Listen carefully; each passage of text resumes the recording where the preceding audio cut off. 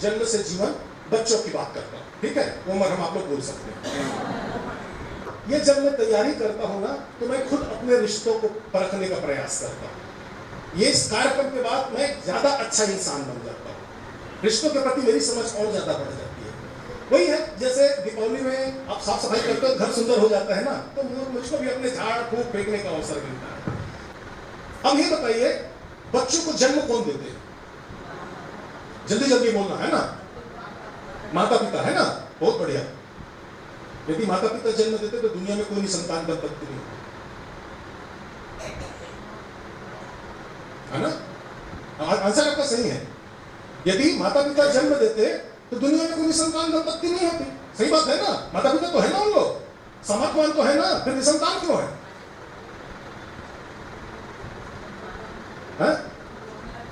हाँ, मतलब बच्चों को जन्म कौन देते हैं?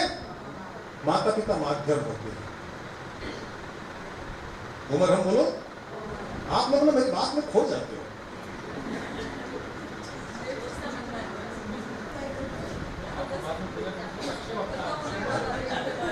मैं वही कहता ना, मैं बार बार कोशिश करता हूं कि यहीं से दो चार को मोक्ष न मिल जाए, इसलिए सब संसार में रहूंगा। ठीक है, तो जन्म कौन देते हैं? तो फिर आपका काम क्या है?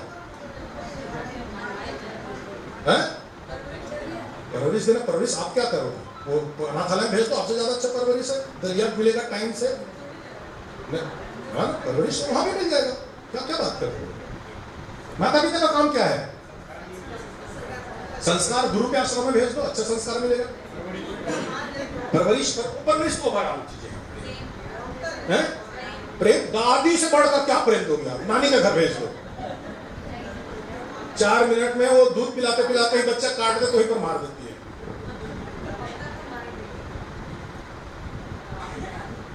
ये सामने लिखा हुआ है, जन्म से माता पिता का काम क्या है? जीवन देना। परवरिश है, उसकी प्रक्रिया है। प्रेम है, प्रक्रिया है। शिक्षा है, प्रक्रिया है। संस्कार है, प्रक्रिया है। इन सब के माध्यम से आप जीवन देते हो। फिर मैं कहा, उद्देश्य खोजिए, रास्तों पर ध्यान मत दीजिए, मंजिल पर ध्यान दीजिए। जिस दिन आपको उद्देश्य पता चल जाएगा, आपके कर्म करने के तरीके बदल जाएंगे। भगवान है, वो बच्चों को जन्म देते हैं। माता पिता का काम क्या है? जीवन देना। उनको क्या देना है? जीवन देना है। और ये जितनी बातें आप कह रहे थे, वो प्रक्रिया है जीवन देने की। जो जितना अच्छे से देता है, उसका जीवन उतना ही अच्छा होता है। ठीक है, मैं नहीं जानता, लेकिन मेरी माँ बार बार कहती थी, पढ़ ले रे जीवन अच्छा बनेगा। ठीक है, इसको खा ले रे जीवन अच्छा बनेगा। मेरी बात मानेगा ना, जीवन अच्छा बनेगा। आप लोग भी सुने हो क्या? ये बोलते हो क्या? लेकिन पता ही नहीं है जीवन देना है। रोज दे रहे हैं, चैतन्य हो जाए। जो आप काम कर रहे हो ना, चैतन्य होकर करते रहिए।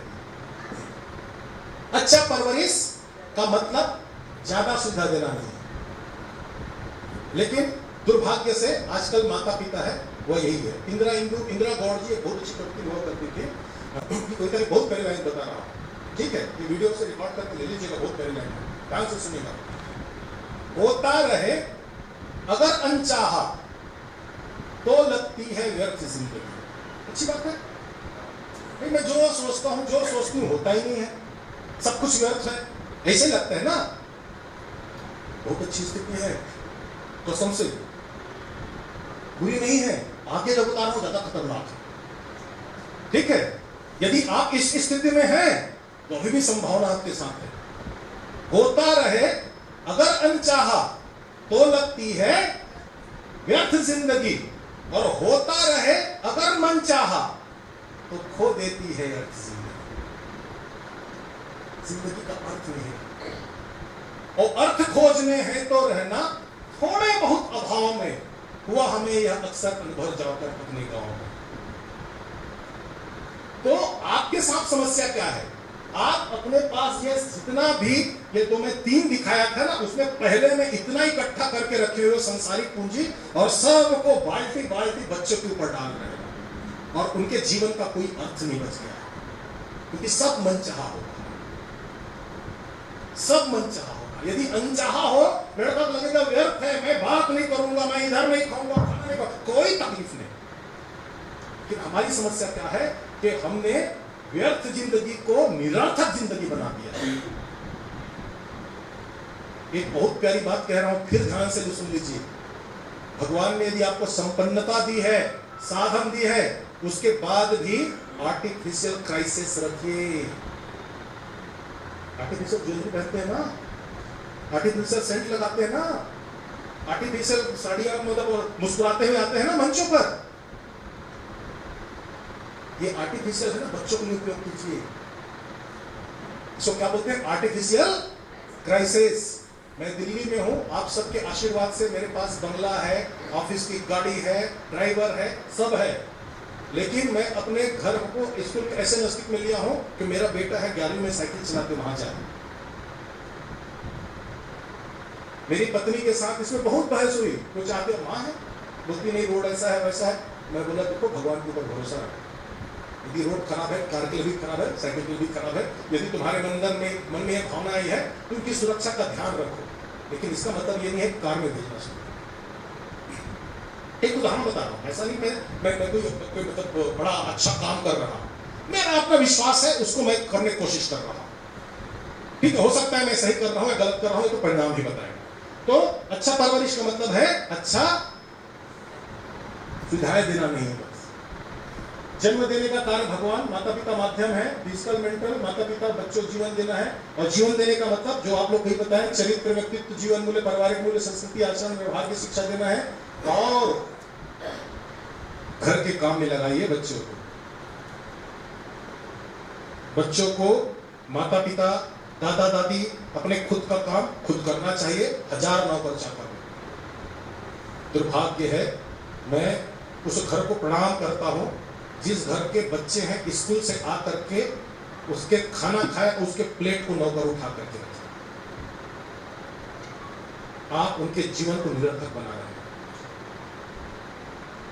और बाद में आप अपेक्षा करते हो आपकी सेवा, अपनी खुद की सेवा नहीं समझा है। उनको अपने कामों में लगाइए, उनको किचन में लगाइए और चालाकी से लगाइए। कभी अपने पैर दबवाइए, कभी अपने सर पर तेल लगवाइए। मेरा सर दुख रहा है, मेरा हाथ जल गया है, नाटक करो। हरिपाल ने झुलावे जसोदा, हलरावे दुलरावे जो ही सोई कछु गावे जसोदा। भगवान को भी जब उसको खिलाना होता था उल्टा सीधा कुछ गाते रहते थे। यशोदा से श्रेष्ठ हो गए क्या? बच्चों को काम में लगाओ अपने, और घर के जितने काम है, गाड़ी धोने के काम में लगाओ, भगवान में पेड़ बनाने वाला, कभी कभी बर्तन मांजने के काम में लगाओ। मैं ये नहीं कहता कि पूरा घर में मेहमान आए तो सारा बर्तन बच्चों के लिए लगा दो, 2-4 कप मामा बेटा जब कप धो के लिया। आचरण में लाइए। अच्छा परवरिश देना सरल है या कठिन? कौन बोलते हैं सरल है, कौन कठिन है? बताइए, हाथ उठाइए। सरल कौन है? मुझे लगता है सरल है। कठिन किनको को लगता है? नहीं, सब हाथ तो सबको उठाना पड़ेगा ना, एक तरफ तो होना पड़ेगा। हाँ, ठीक है, तो भी चलेगा। अच्छा परवरिश है ना, सरल हो या कठिन हो उससे मतलब नहीं है, जरूरी है ये ध्यान रखिए।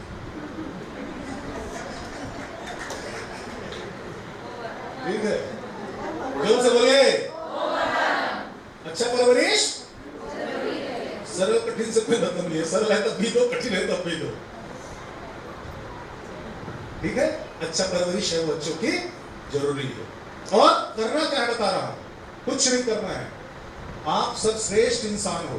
आपके माता पिता ने आपके साथ जो किया है, भगवान का सम उतना ही कर दो, आपके बच्चे बहुत अच्छे बन जाएंगे।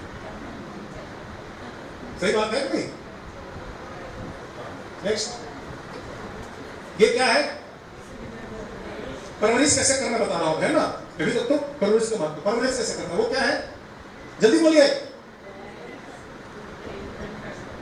क्या कर रहे हैं? पेंटिंग कर रहे हैं, बहुत सुंदर। दूसरा आदमी क्या कर रहे हैं? शिल्पकार है। दोनों क्या कर रहे हैं?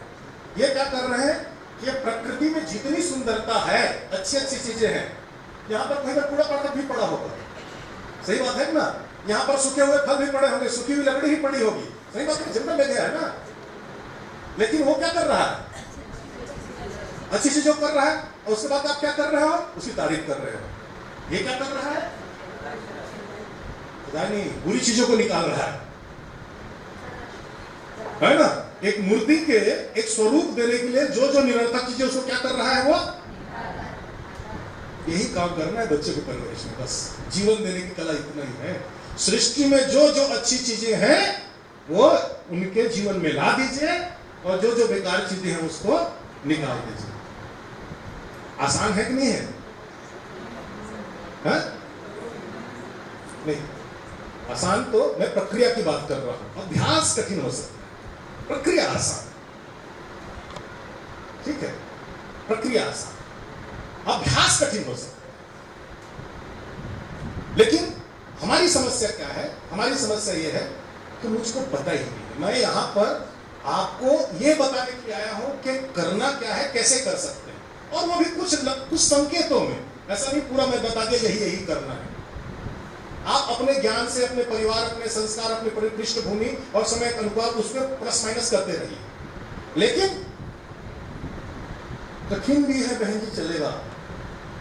बस मैं इतना कह रहा हूं कि यदि सृष्टि की सुंदरता को उनके जीवन में नहीं ला पा रहे हो, बुराइयों को उनके जीवन से नहीं हटा पा रहे हो, तो भी ठीक है।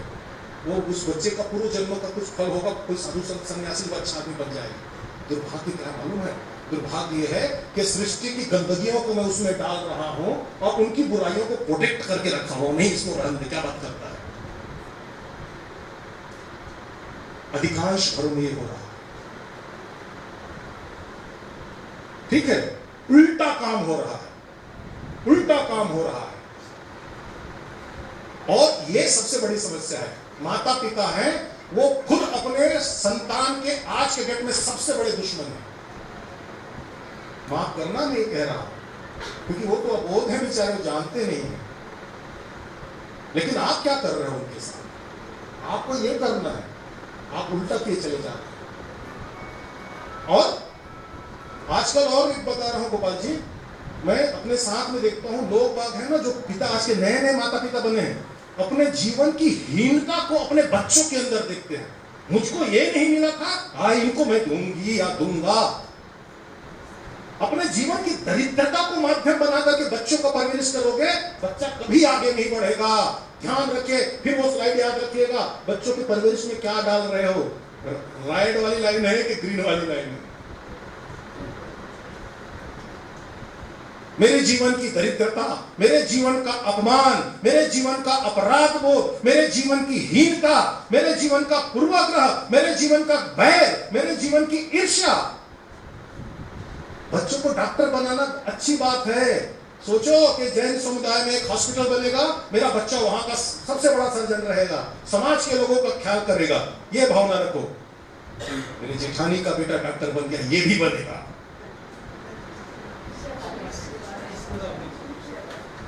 कभी नहीं बन सकता वो। मेडिकल की डिग्री दिला सकते हो आप उस बच्चे को, लिख करके रख लीजिए।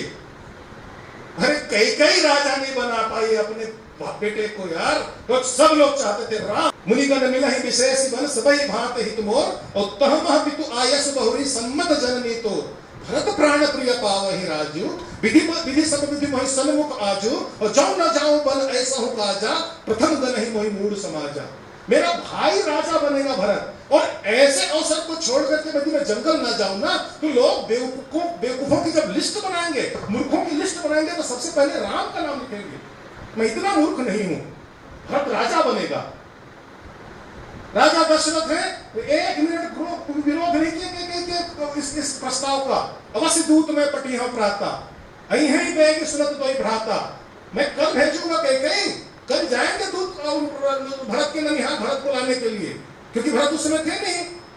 और आगे क्या कहते हैं, सुदिन सोम सब साज सजाई, अच्छा सा मुहूर्त दिखाऊंगा, पूरा अयोध्या को दुल्हन की तरह सजाऊंगा, और देहु भरत को राज बजाई। ऐसे डंके की चोट पर भरत को राजा बनाऊंगा, सारी दुनिया देखती रह जाएगी कि राज तिलक क्या होता है। सब कुछ अनुकूल था कैकेयी के पास, प्रतिकूल क्या था?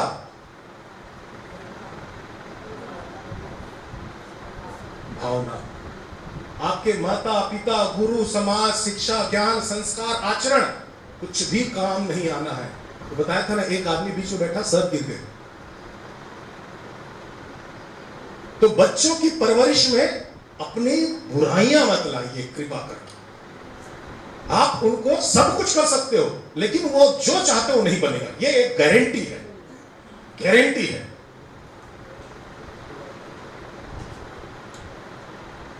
माता पिता के प्रकार ये तो हो जाएगा।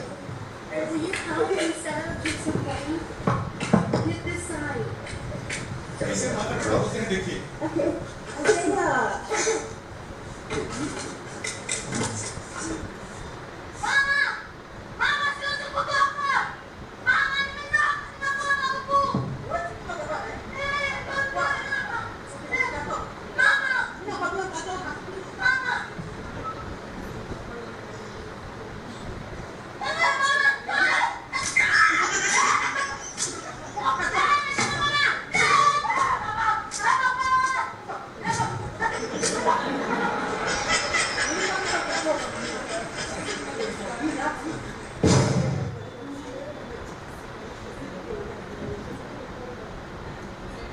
परवरिश कैसे होनी चाहिए? कैसे करते हो आप लोग? बताइए आपको। मेरा साल है, मंजू जी को दे दीजिएगा, मैं बहुत प्रसन्न हूं यदि आप ये करती हो रहेंगी तो। ठीक है, समझ में आया? कितना बड़ा वीडियो है ना। परिस्थितियां समान है दोनों माता पिता के पास, उनको संघर्ष करने दीजिए, संघर्ष करने दीजिए, थोड़ा सा चलने दीजिए, थोड़ा पसीना निकलने दीजिए। आप पीछे खड़े रहो, पीछे खड़े रहो। भगवान कृष्ण ने जैसे अर्जुन की परवरिश की थी वैसे ही करो। हथियार नहीं उठाऊंगा, सारथी ही रहूंगा, ज्ञान देता रहूंगा। ठीक है, यहाँ तो थोड़ी सी बात हुई, टीचर ने क्या कह दिया, तो चक्र सुदर्शन लेकर के स्कूल में चढ़ाई कर देते हैं। आज महाभारत हो ही जाएगा। आचरण का निर्माण, किसने कहा था आचरण देना? अच्छी बात यह है कि आप जो जो बात बोल के रखे ना, मैं यहाँ पर लिख के रखा हुआ है ना। आचरण के निर्माण में क्या है? ये कुछ चीजें हैं जो आचरण के निर्माण में व्यक्ति को ऊपर लेकर के जाता है। उसमें सब महत्वपूर्ण क्या है? शिक्षा है। फिर क्या है? दूसरा, ये सब लोग हैं। यदि अच्छे नहीं मिले तो सब मामला नीचे चला जाएगा। एक चीज है जो खतरनाक है, वो क्या है? इन्वायरमेंट। या तो ऊपर भी ले जा सकता है और एकदम सही है ना। अब इन्वायरमेंट क्या है बताओ? हाँ, मतलब यहाँ पर ना अंग्रेजी को हिंदी और हिंदी को अंग्रेजी में ट्रांसलेट करने वाले लोग बहुत हैं।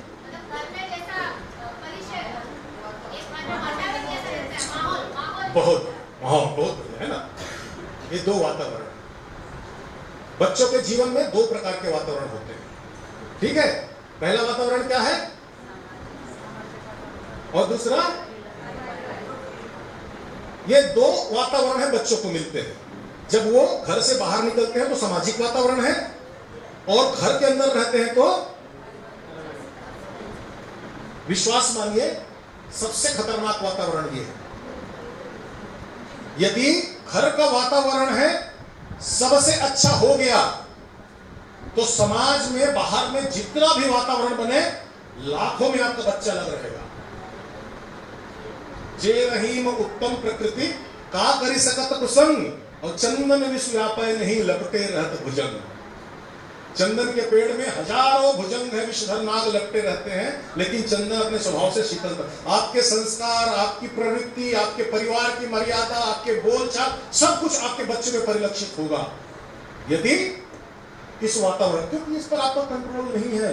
वो अभी स्कूल जा रहा है, कल कॉलेज जाएगा, फिर वो ऑफिस जाएगा, दुनिया घूमेगा, कहां कहां पीछे पीछे जाओगे, कहां कहां पीछे पीछे जाओगे।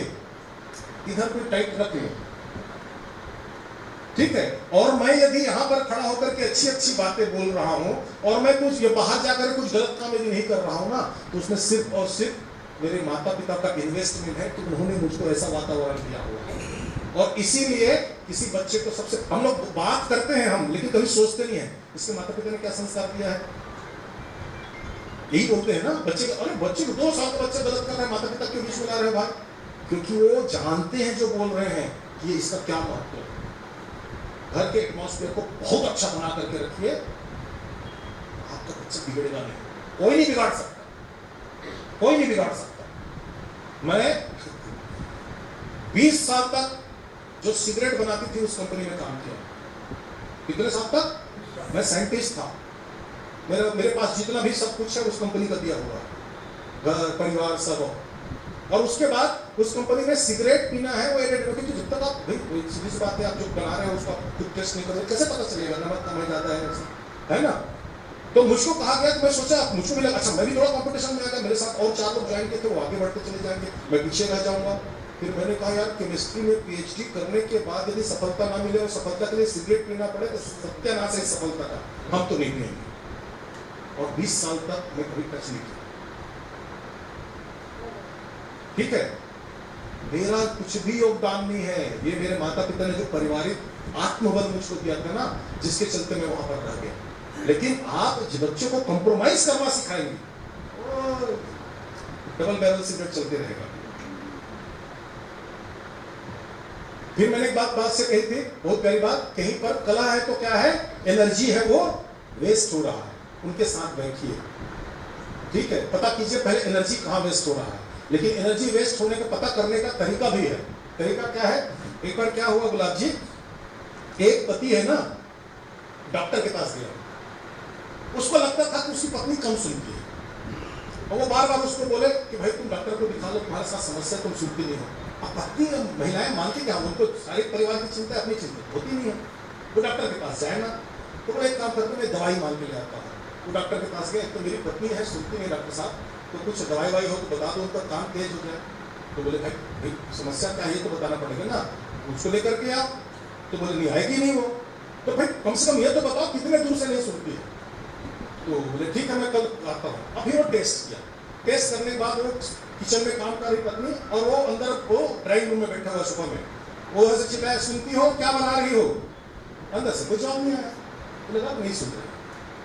फिर वो आ गया है थोड़ा किचन की तरफ, फिर बोलते अजी सुनती हो क्या बना रही हो, फिर कोई आवाज नहीं आया, बोले हाँ इतने दूर से भी नहीं सुनती।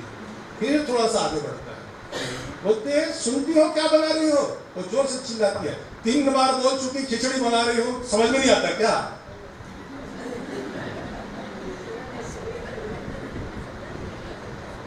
समझ गया ना, वो बेचारी वहीं से सुन रही थी और उत्तर दे रही, समस्या इसके कान में।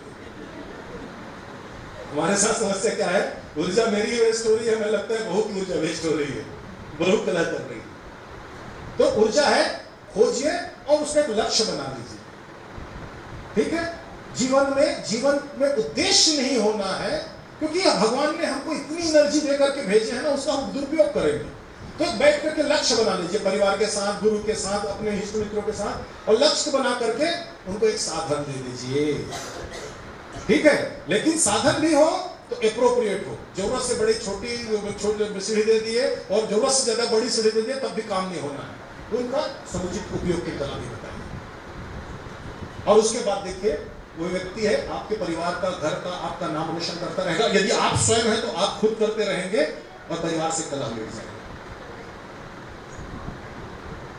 तनाव, कितने लोगों को लगता है कि उनके घर में बच्चों को तनाव है? शर्माइए मत, मैं इधर देख रहा हूं, मैं नहीं देखूंगा, पूछूंगा नहीं। किसी को लगता है क्या आजकल के बच्चों को बड़ा टेंशन है ना? बहुत सारे पेरेंट्स हैं, मैं तो काउंसलिंग का भी काम करता हूँ, बहुत सारे पेरेंट्स हैं ऐसा बता रहे। ये मतलब इसमें शर्माने की बात नहीं है। आपका जीवन जो था ना बहुत आसान जीवन था, आप बच्चे को इतना बांध करके रखे हुए हो। एलकेजी का बच्चा है, भगवान जाने वो एलकेजी में क्या बना डालेंगे, पायलट ही बना देंगे ऐसा लगता है एलकेजी में। जी जी, मैं बता प्रॉब्लम कान का पेरेंट्स को है ना। खैर, उसकी सबसे बड़ी समस्या तनाव का क्या है, देखिए बोल नहीं होना।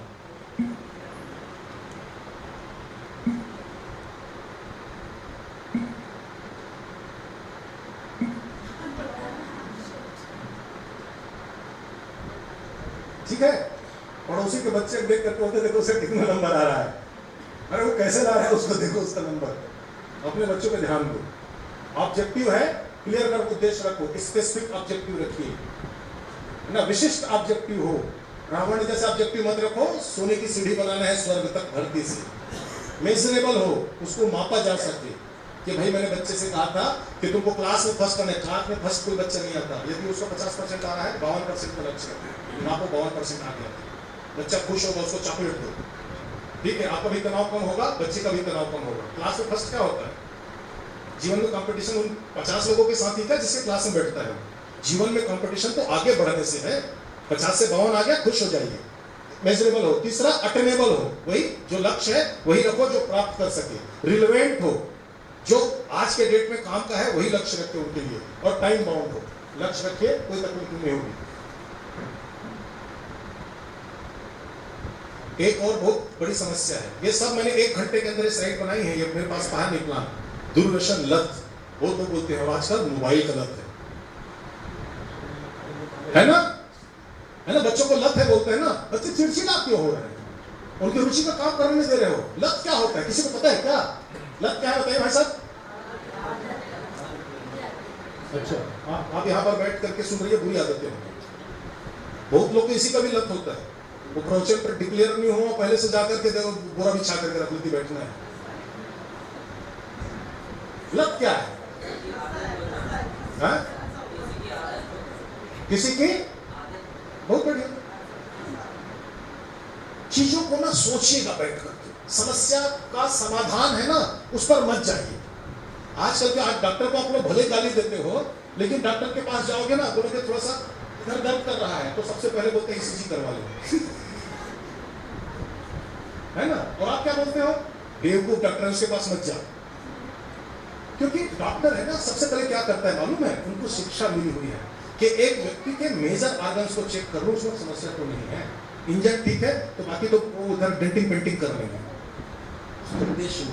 तो समस्या है ना, समस्या के समाधान में मत जाइए। यदि समस्या को सही से परिभाषित कर दोगे ना, समाधान मिल सकता है। और मैं मेरे प्रेजेंटेशन में आपके मैं ध्यान से सुन रहा था, आप गुलाब जी आप उनको बोल रहे थे ना कि बढ़िया उदाहरण देते। मैं सिर्फ समस्याओं को समाधान करता हूँ, मैं परिभाषित करता हूँ और मुझको समाधान मिल जाता है। देखिए कितना बढ़िया मैं लक्ष्य को परिभाषित कर रहा हूँ, है ना? निरर्थक क्रियाकलापों में उलझे रहना, आपने कहा है ना?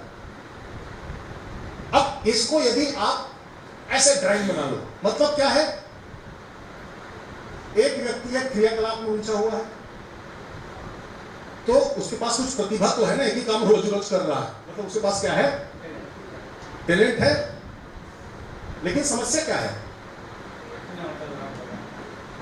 बस, और आप रोज पड़े हुए हो, इसको छोड़ दे, इसको छोड़ दे, इसको छोड़ दे, वो कभी नहीं छोड़ सकता, कभी नहीं छोड़ता, क्योंकि उसके प्रतिभा का उपयोग यहां हो रहा है, उसको आनंद मिल रहा है। आपकी समस्या लत नहीं है, क्रियाकलाप को आपको भाई साहब कहा ना किसी काम में लगे रहना, आपकी समस्या यह नहीं है। आपकी समस्या ये नहीं है। आपको भले लगता है समस्या है, दिन रात मोबाइल में रहता है, आपकी समस्या वो नहीं है। आपकी समस्या है कि दिन रात मोबाइल में रहने के बाद वो निरर्थक है। वो दिन रात मोबाइल में रह करके, जो बहुत लोग को सैलरी मिलती है, 12-12 घंटा मोबाइल में बैठे रहते हैं, सॉफ्टवेयर डेवलपर है, उसके माँ बाप बोल रहे इसको लत हो गया है तो उसका परिवार भूखा मर जाए। आपको कुछ नहीं करना है, इन क्रियाकलापों में मत उलझिए, क्रियाकलाप को रहने दीजिए, बस इसको सार्थक में बदल दीजिए। ये आप कर सकते हैं। बच्चों को उनकी एक्टिविटीज में चेंज नहीं करना, एक्टिविटी वही रहेगी। आपकी समस्या एक्टिविटी से नहीं है, लेकिन समस्या क्या हो गया है? आपकी एक्टिविटी को वैसे कि परिवार में जो समस्या है इसके कारण है, कारण आपको समस्या क्या है? आपको समस्या निरर्थक कार्य से है, और आप अपना फोकस यहां पर लगाए हुए क्रियाकलाप पर। यही तो कर रहे हैं ना हम लोग।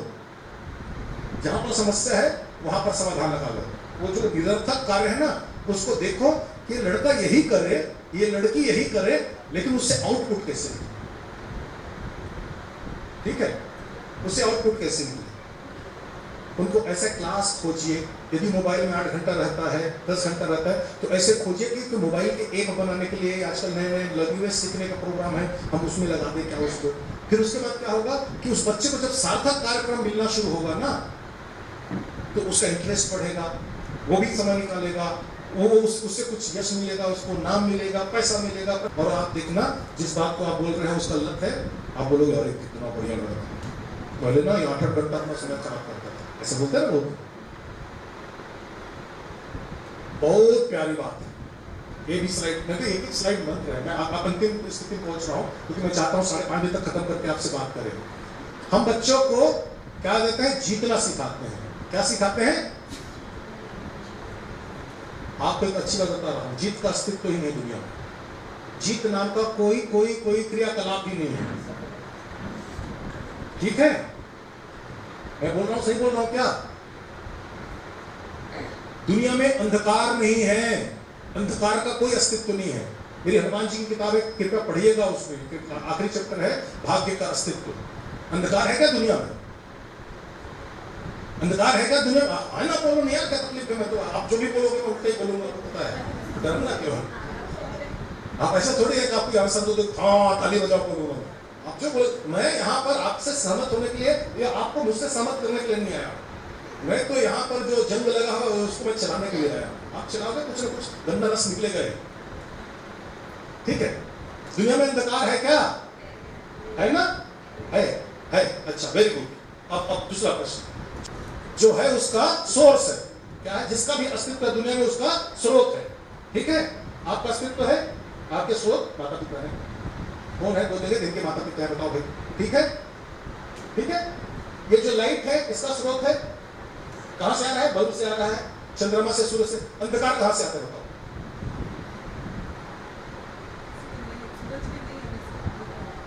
स्रोत नहीं हो ना,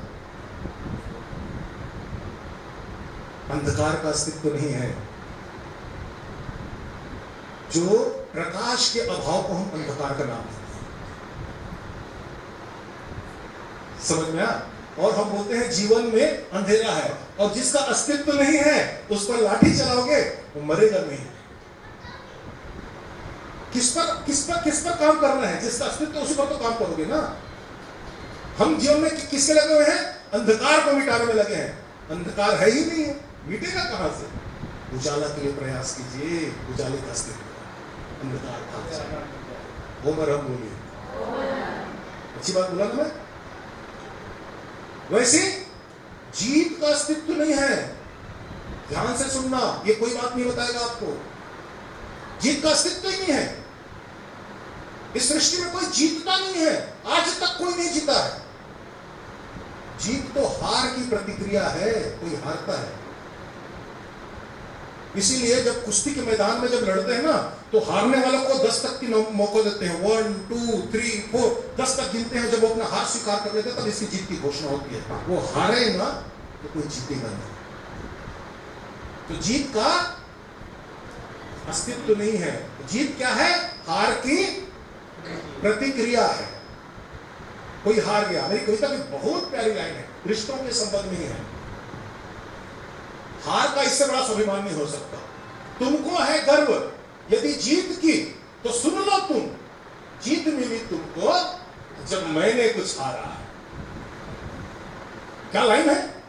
ठीक है, तुमको है गर्व यदि जीत की, तो सुन लो तुम, जीत मिली तुमको जब मैंने कुछ हारा है। और इसलिए हक मेरा बनता है जीत की खुशी में भी। मेरे कारण तुम जीते हो तो हक तो मेरा ही बनेगा ना। मेरा हिस्सा दोगे नहीं दोगे? तो हक मेरा बनता है जीत की खुशी में भी, और हारने के गम में भी हिस्सा तुम्हारा, क्योंकि मैं तुम्हारे कारण हारा। फिर क्यों एक दूसरे के हिस्से को पास रखे? तुम जीत की खुशियां मना रहे हो, उस खुशियों में मेरा हक है, क्योंकि मैं हारा हूं तब तुम जीते हो, और तुम्हारे कारण मैं पीड़ित हूं तो मेरी पीड़ा में तुम्हारा भी हाथ है। फिर क्यों एक दूसरे की खुशियों को साथ रखे? बांट ले सुख दुख, हार जीत भूल जाए, आओ आज अवसर है ये। तुम भूलो कुछ बातें, मैं छोड़ू जिद अपनी, मिलजुल के फिर से कोई गीत नया गाए, आओ आज अवसर है एक हो जाए। दुनिया में जीत है ही नहीं है, और आप अपने बच्चों को जिताना सिखा रहे हैं। गलत है, नहीं सिखा सकते। उनको बताओ हारना नहीं है। हारना नहीं है बताओगे, जैसे बताओगे हारना नहीं है, तो आपके बच्चे हैं प्रयास करेंगे। जीतने में गलत भावनाएं बहुत आती है। जैसे ये है, ये क्या कर रहे हैं? ये क्या है? म्यूजिकल चेयर है ना।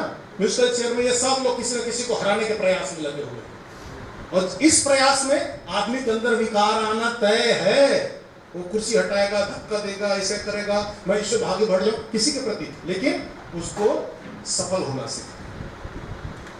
इस पूरे ग्रुप में कौन जीतेगा? एक सफल सब हो सकते, लेकिन हम माता पिता ग्रुप में क्या सिखाते हैं? अंतिम स्लाइड है, बहुत ध्यान से देखिएगा। परवरिश, आप जो बोलते हैं ना कि परवरिश में क्या दम है, ये